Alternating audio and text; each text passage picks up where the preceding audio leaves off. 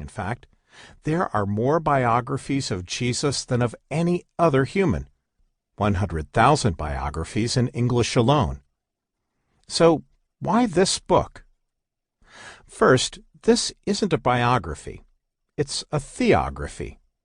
Even if you argue that a biography of Jesus is possible, which is hotly debated among scholars today, we are telling the story of God's interactions, intersections, and interventions with humanity through the life of Jesus.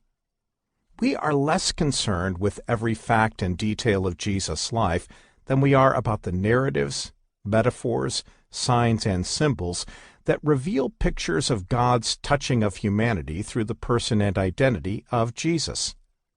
In each major scene in the Jesus story, we try to provide snapshots, organic freeze frames, and visual markers of Jesus in living color and surround sound to be experienced, breathed, and lived. This book lifts up the epic story of Jesus as the single, ascertainable truth that triumphs over all other contingent truths. In other words, human identity is bound up with the story of an individual and the story of a community. In a world that tries to snatch an identity off the racks of an Armani store or from the marble floor of a BMW showroom, we believe that humanity was created to find its identity in a relationship with God. The story of Jesus, as found in the Bible, shows us how to do that. Neither of us wants to bend the world to see things through our eyes, but we do want to entice the world to see things through Jesus' eyes. Virtually every biography of Jesus begins with the nativity account in Bethlehem. The Jesus Theography you are listening to begins the story of Jesus at the beginning. From eternity past to the second coming. According to Scripture, the Jesus story doesn't begin in Bethlehem or Nazareth. It begins in eternity past, when the Word, Jesus in his pre-incarnate state, was with God and was God.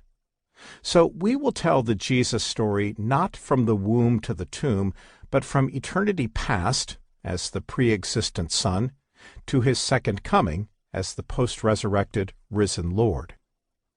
In addition, we will rehearse the story of Jesus, the greatest story ever told, by following the plot line that stretches from Genesis to Revelation. And we will demonstrate that all the Scriptures are held together by a single narrative, the story of Jesus Christ.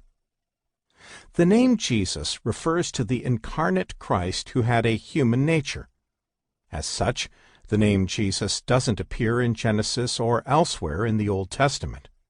But that doesn't mean he wasn't present as the pre-existent Son, through whom, by whom, and to whom all things were created. So, in this book, we will use the terms Jesus, Christ, and Son of God interchangeably in a non-technical way. They all refer to the same person. As far as we know, there is no biography of Jesus that tells his story from Genesis to Revelation. If this is correct, one may ask, why hasn't a book like this been written before? The reason is simple. Biographies of Jesus have generally been written by those trying to investigate the historical Jesus. In general, such people aren't interested in looking at Jesus in the entire biblical canon. On the flip side, those interested in tracing the biblical narrative from Genesis to Revelation are typically disinterested in historical Jesus studies. So these two approaches have yet to converge. That's where this book comes in. It brings together historical Jesus studies with a survey of the entire biblical canon. In so doing, it seeks to reclaim the Jesus-shaped narrative of Scripture. The core narrative. In many Christians' minds, the Old and New Testaments are two separate entities.